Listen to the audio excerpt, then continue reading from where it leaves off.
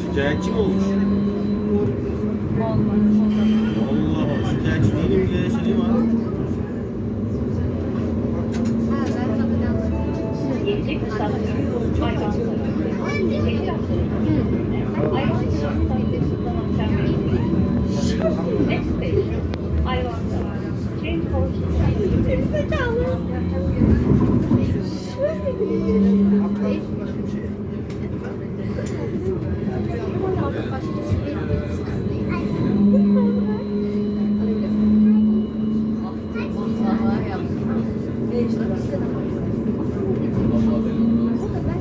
Öyle mi?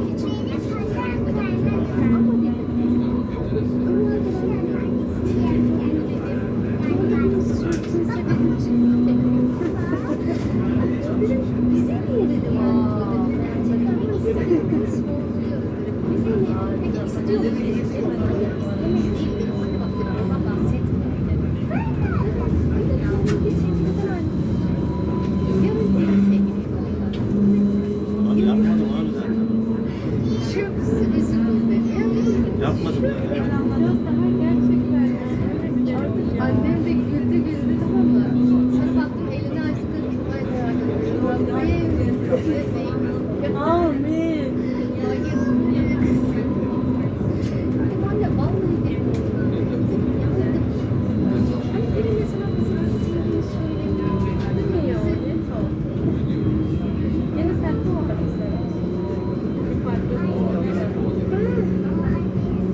Yani.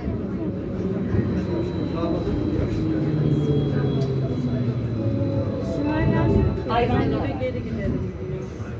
Bu ne demek? O da haklısın.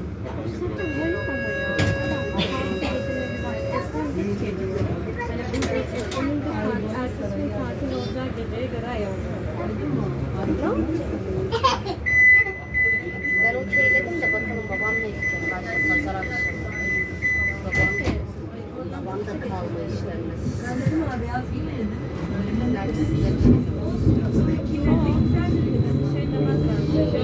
Tabii Özay'ın kamerası vardı. Marketi. Orada jandarmaya vermiş. Jandarma da bana gösterdi. Orada ben namlu aşağıya doğru bakıyorum. Hiçbir zaman ağzına doğru vermedim. Zaten o görünüyor kamerada. Doğrultma diyorum. Yere doğru bakıyorsun.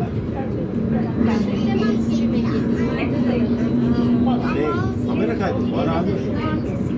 Bu koymuştur. Jandarmanın orada tutanakları falan da jandarma da orada şey yapıyor.